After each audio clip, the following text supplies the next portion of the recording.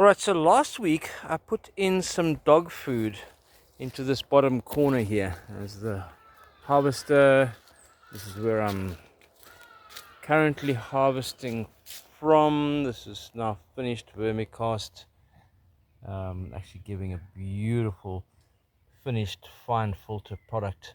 And I just wanted to show you, people say dog food is okay, and I actually have the proof. Now, the only way to compare whether they like it or not is to look somewhere else nearby. So let's just have a look at what the worm situation is nearby. That's the situation with the worms nearby. And this corner over here, I'm so sorry I disturbed it because there was such a beautiful filtration fungus growing on it. And you can still see this is the part of the dog food. Now, if the worms didn't like it, they have plenty of space to stay away from it. But within a week, and there's no other food stuff in here as far as I'm aware. Look at this.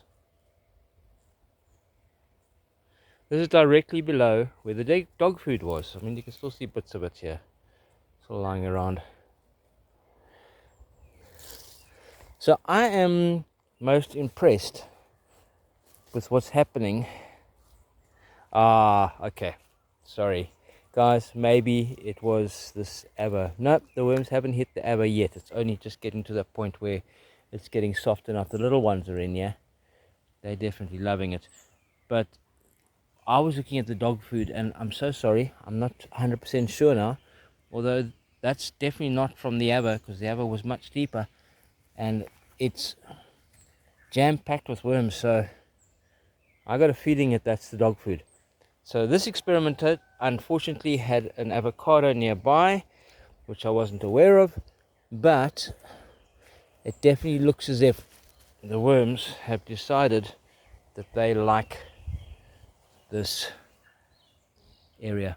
Plenty of springtail though. It has attracted springtail, which is not a problem. It's just part of the ecosystem anyway. But if you look the springtail there and you look right next to it, no springtail, plenty springtail.